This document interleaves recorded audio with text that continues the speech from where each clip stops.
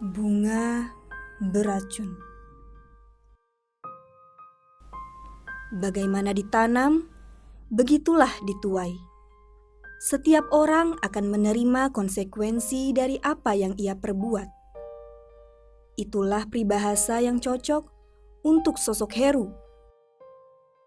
Heru bagaikan langit cerah dengan awan putih pekat dan sinar matahari yang terang. Lalu ketika awan hitam datang menguasai, didampingi oleh gemuruh angin kencang dan petir kilat yang menyambar, ia menjadi sosok yang amat berbeda, yang memberikan rasa takut dan mencekam. Dahulu, Heru adalah seorang yang baik dan dermawan. Keluarganya yang harmonis membuat Heru menjadi seorang kepala keluarga yang giat mencari nafkah untuk keluarga kecilnya. Vita istrinya dan Sandra anaknya mendukung penuh akan usaha Heru. Bisnisnya sukses besar.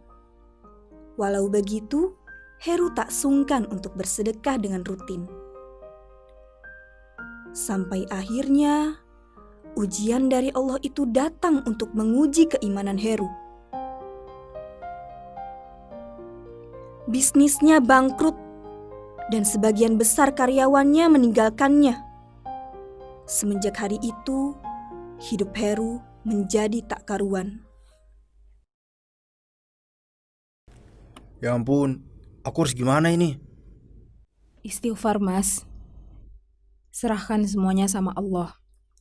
Allah gak akan membebani hambanya, melainkan sesuai sama kesanggupannya. Berarti Mas bisa lewatin ini semua. Loh, kok kamu jadi ceramahin aku? Bukan cari jalan keluar buat masalah ini, kamu malah sok ngajarin. Maksud aku bukan gitu, Mas. Udah pergi sana. Aku lagi stres pengen sendiri. Mas, kalau ada yang bisa aku bantu, kasih tahu aja. Jangan tanggung masalah ini sendiri, Mas. Kita keluarga. Tahu apa sih kamu? Udah sana pergi. Keesokan harinya, Heru keluar mencari tempat untuk menenangkan pikirannya. Ia berharap dapat menemukan solusi dari masalah yang sedang menimpanya. Alih-alih menemukan solusi, ia justru masuk ke dalam lubang yang akan ia sesali nanti. Mas, saya pesan americano 1.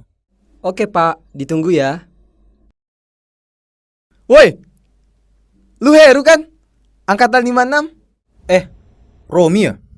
Iya, gue Heru. Wede, berapa tahun ya kita gak ketemu? Gila-gila, semenjak lu nikah, gak pernah ada kabar lu. Sorry ya, sibuk gua. Ini pak, kopinya. Lu mau juga gak nih? Gua pesenin sekalian. Oh, boleh. Mas, americanonya 1 lagi ya. Oke pak, ditunggu ya. Dengar, bisnis lu sukses ya? Wow, keren lu sekarang ya. Tapi ngomong-ngomong, kalau gue lihat raut muka lu, kok lemes banget? Kayak lagi banyak masalah. Ceritalah sama gue. Ya kelihatan lu aja kali gua kayak gini. Aslinya mah kagak. Bisnis gua baru aja bangkrut. Kurang modal, desa yang panas. Gua mau bangkitin lagi, tapi bingung uangnya dari mana. Sedangkan uang tabungan gua udah pada ludes semua. Bisa gitu ya, Ru? Gue jadi ikut sedih dengarnya. Ya mau gimana lagi, Rom? Gue juga gak nyangka kalau semuanya bakalan kayak gini.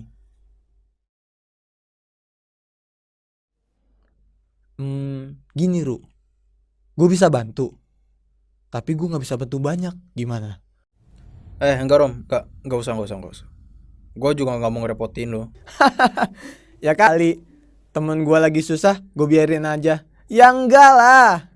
Jadi gini, Ru. Gue punya temen. Dia juga pebisnis. Dan tajir banget. Nah, gue saranin lu minjem ke dia. Dia itu bantu banget lah. Pokoknya udah banyak banget yang minjem sama dia. Masalah bunga bisa lah belakangan. Woi, jangan ngelamun. Sorry. Ya udah, boleh tuh saran lu. Sekarang gue minta nomornya. Tanpa pikir panjang, Heru langsung menghubungi nomor yang diberikan oleh Romi untuk meminjam uang sebesar 20 miliar rupiah dengan bunga per bulan 2%. Oke, makasih ya Rom. Santai, Ru. Kalau butuh bantuan, calling lagi aja gua.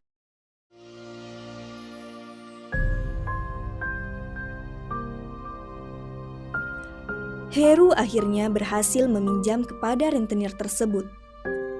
Rasa bahagia menyelimuti Heru karena bisnisnya dapat berjalan lagi.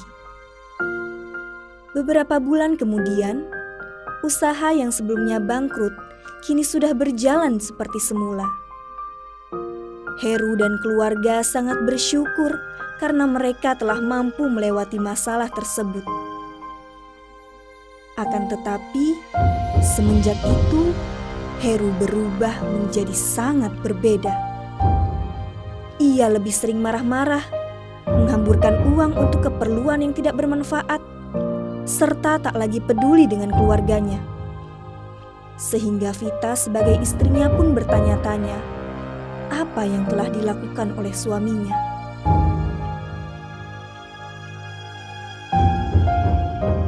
Mas, lagi ngapain? Sendiri aja.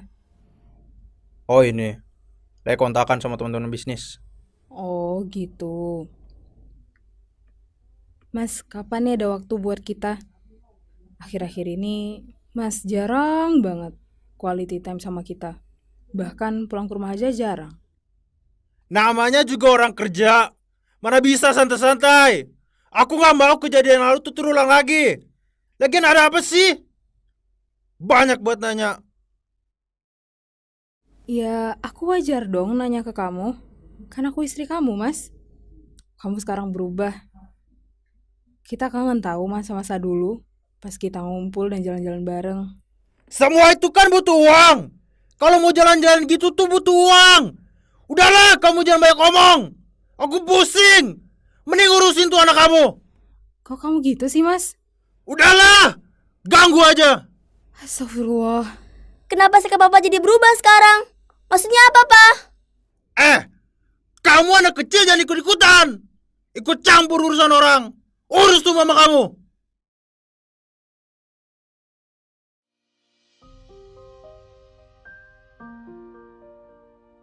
Vita dan Sandra sama sekali tak mengerti apa yang sebenarnya terjadi pada Heru.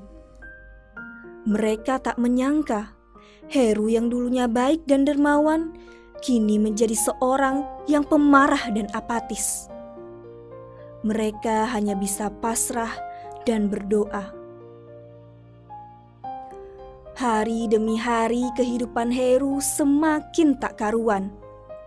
Debt kolektor mulai berdatangan ke rumah untuk menagih hutang-hutangnya. Dan Heru pun selalu memberi jawaban, nanti. Ia harus membayar hutang dan bunga dari hutang tersebut. Sedangkan uang yang ia miliki sekarang sudah menipis. Bisnisnya pun kembali tak karuan. Heru menjadi sering datang ke bar untuk menenangkan pikirannya. Sedangkan sholat dan kewajiban lainnya malah ia tinggalkan. Woi, Heru. Romi, ngapain lu di sini? Harusnya gue yang nanya, ngapain lo di sini?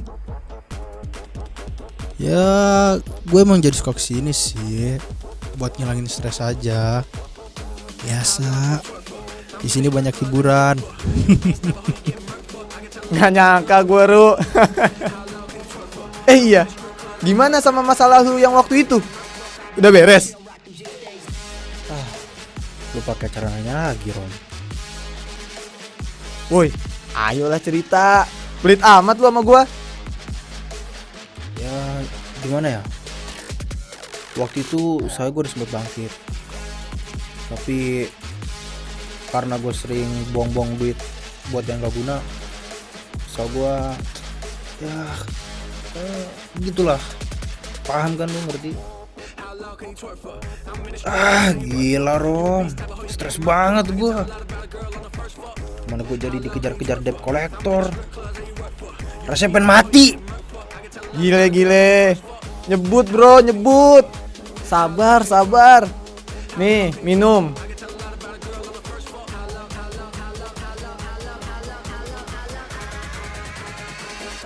Oh, gini Ru.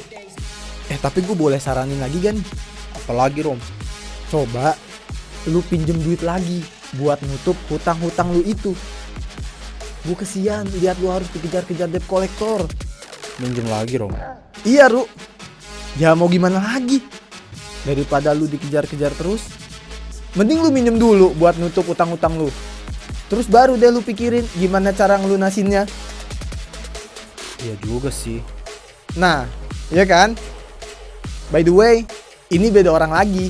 Tenang aja. Kenalan gue masih banyak. Oke, kirim kontaknya ya. Siap.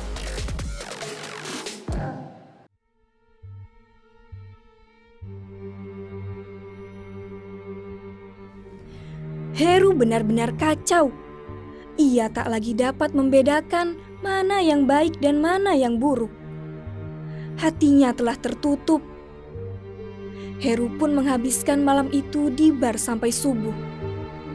Ia kembali ke rumah dalam keadaan mabuk berat. Vita yang baru selesai sholat pun kaget melihat keadaan suaminya.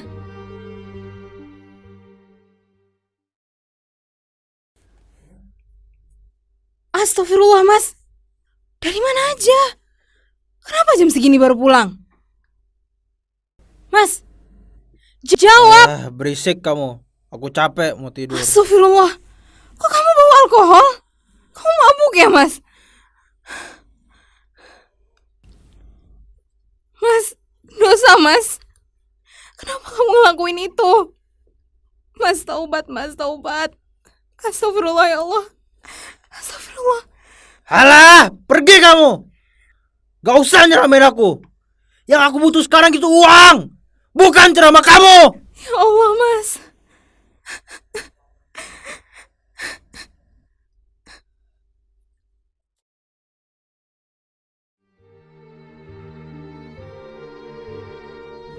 Sungguh mengerikan. Begitulah akibat dosa riba. Makanan yang masuk ke dalam tubuh dari harta yang haram membuat rusak semua jalan pikiran. Benar dikata bahwa satu pintu dosa akan membuka pintu-pintu dosa lainnya.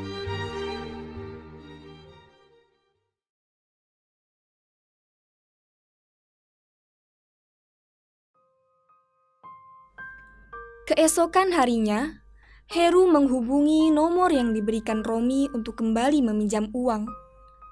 Heru pun berhasil membayar sebagian hutang-hutangnya. Ia menjadi sedikit tenang, akan tetapi rasa tenang itu menjadikan ia semakin lalai. Heru semakin sering datang ke bar untuk bersenang-senang. Waktu berjalan begitu cepat. Rentenir pun kembali berdatangan untuk menagih hutang.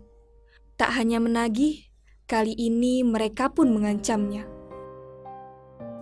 Ingat ya Pak Heru, kalau sudah jatuh tempo, saya akan tagih terus. Kalau sampai Bapak kabur, ingat rumah Bapak jadi jaminannya. Ada apa mas, teriak-teriak gitu? Kamu kenapa? Coba deh cerita. Udah lama tahu kamu gak cerita. Jadi, Mah, Pak, Hai cantik, ada apa nih kok bahagia banget?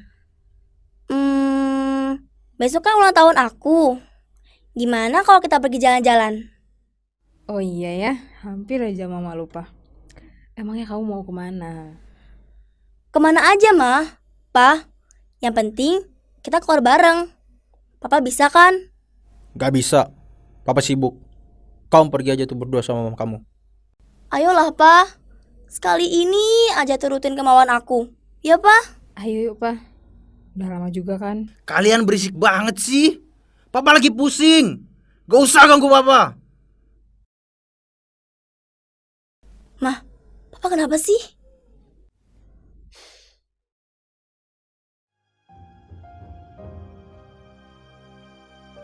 Heru memikirkan bagaimana caranya agar masalah itu cepat selesai. Tak mungkin jika ia harus meminjam lagi untuk melunasi hutang-hutangnya. Akibat bisikan setan, akhirnya terbesitlah niat jahat dalam pikirannya untuk mencelakai para debt collector itu.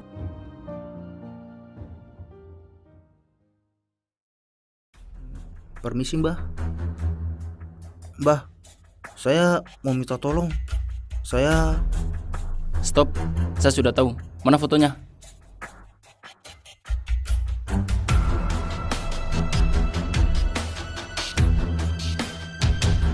Target sudah dikunci.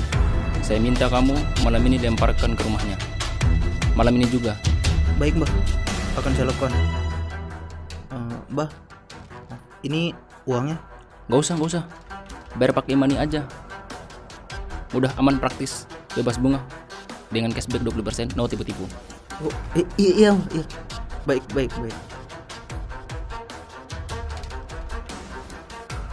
Makasih ya mbah.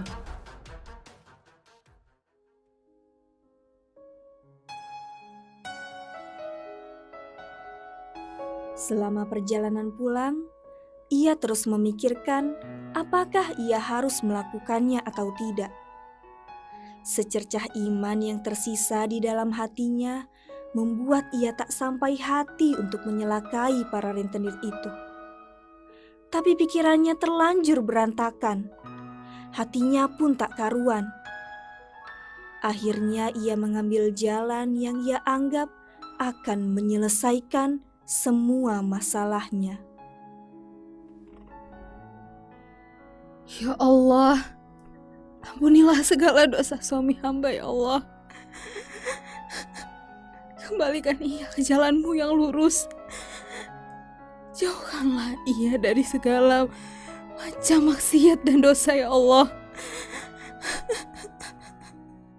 Hamba ingin bersamanya di surga ya Allah.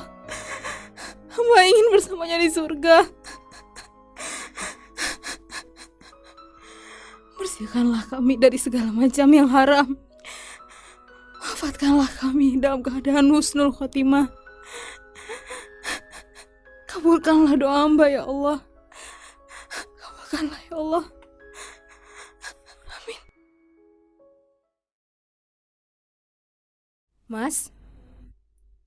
Mas? Sandra, kamu lihat papa nggak? Enggak, Mah. Di kamar kali. Mas?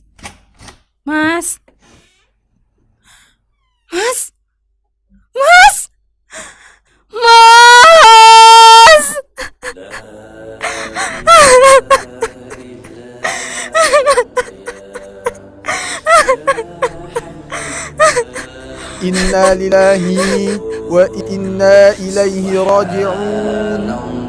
Inna lillahi wa inna ilaihi raji'un.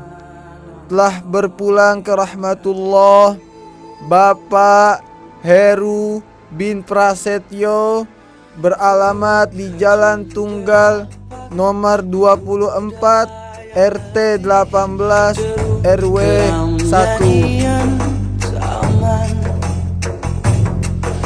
Bersama berjuta wajah ku arungi mimpi hari, halalkan segala cara untuk hidup ini.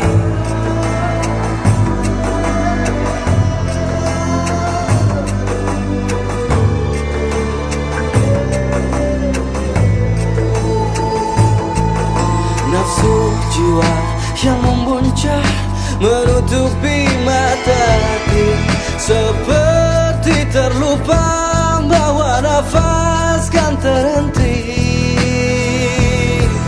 Astaghfirullah.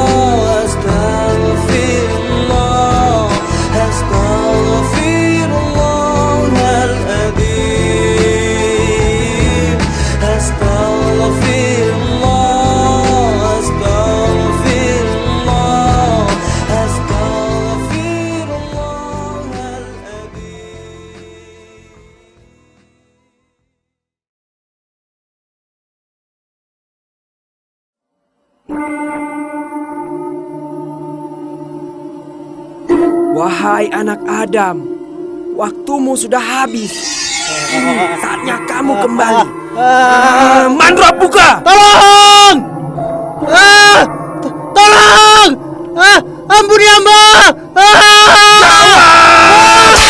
Aku tidak tahu. Mana Biuka?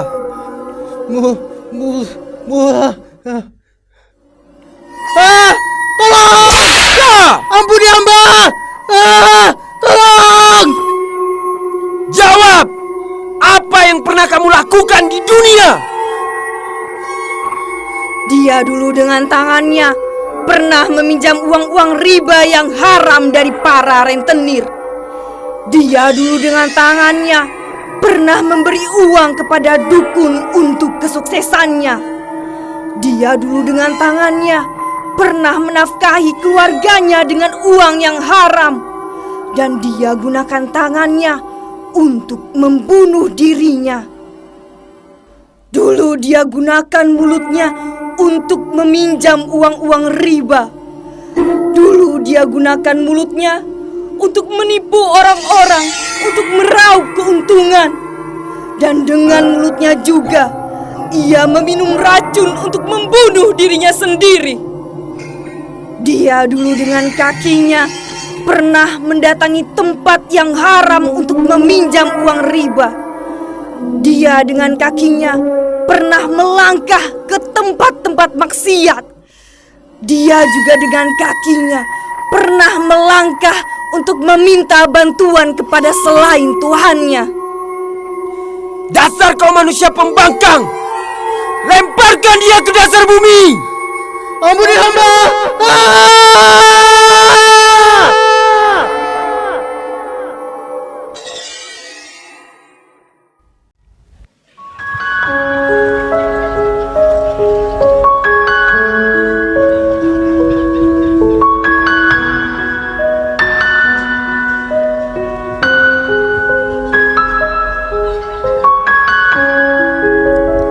Aku bukan seorang pendosa.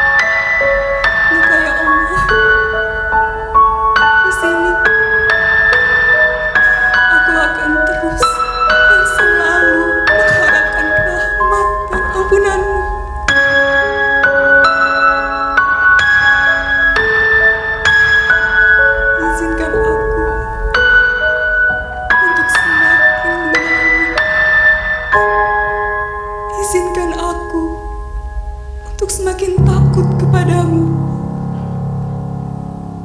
Izinkan aku untuk mencintaimu, karena aku bukan pendosa. Aku seorang pentaubat.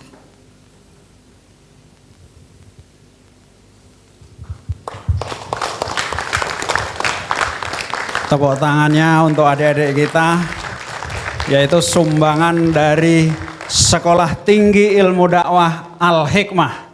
Ya. Jadi ada salah satu direktur IBF itu kuliah lagi di dakwah. Nah, ini salah satu karyanya di semester yang ketiga.